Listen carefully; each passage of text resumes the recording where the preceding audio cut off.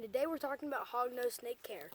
And so there's a few species of common species of hognose snake. You got the tricolored hognose snake, which look like milk snakes. You got the eastern hognose snake that look like just a black rat snake or a cobra. As people find them in the wild, they call the police saying there's a loose cobra. And then you got the western hognose snake, which the western is by far the best pet. Then the tricolored, then the eastern. Easterns are known for having a bigger attitude, and westerns are the ones that come in these beautiful morphs. Now, the western hognose snake is my favorite species of snake of all times, and they are mildly venomous, and yeah, they come in tons of nice color phases, beautiful color phases. They're definitely my favorite snake just to have. They're the world's smartest colubrid. A female can get up to 3 feet and a male can get up to 2 feet for maximum size.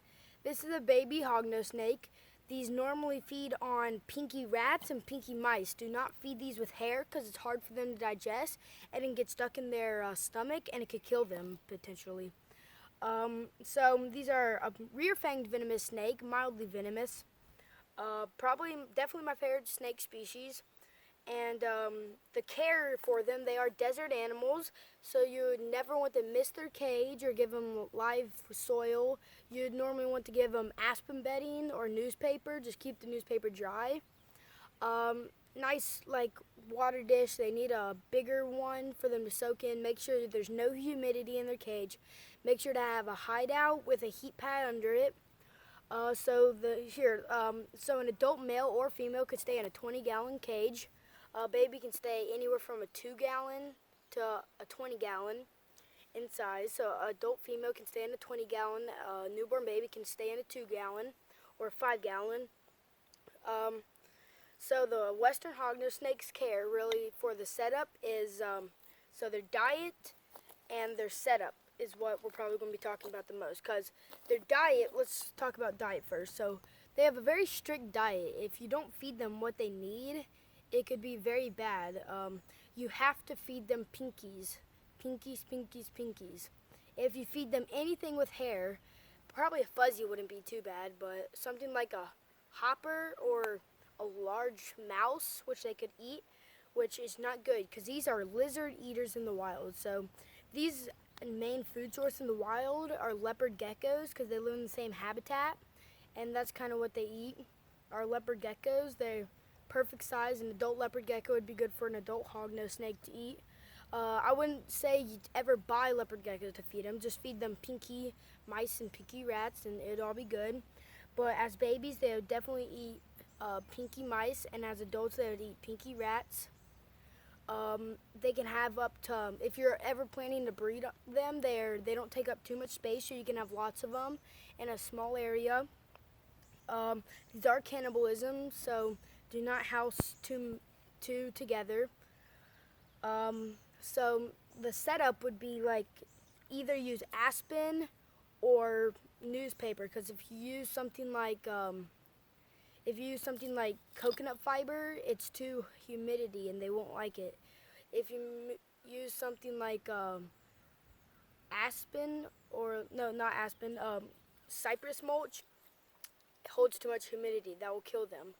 Now they need a dry climate, either newspaper or aspen, for bedding, a hide with a heat pad under it, and then a nice biggish sized water dish. Like for this size hognose snake right here, which is a baby anaconda phase, you can tell it's an anaconda because of the full black belly and the small little bit of yellow speckling and the reddish copper color to it. That's how you can tell it's a anaconda hognose snake.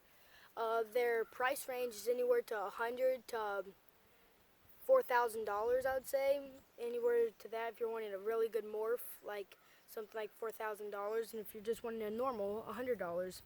But yeah, their cage setup, no lighting, no UV, no lighting for that. They would just need no light, just a heat pad. 20-gallon would be good for a male or a female adult. Maybe even a 10-gallon would be good for an adult male.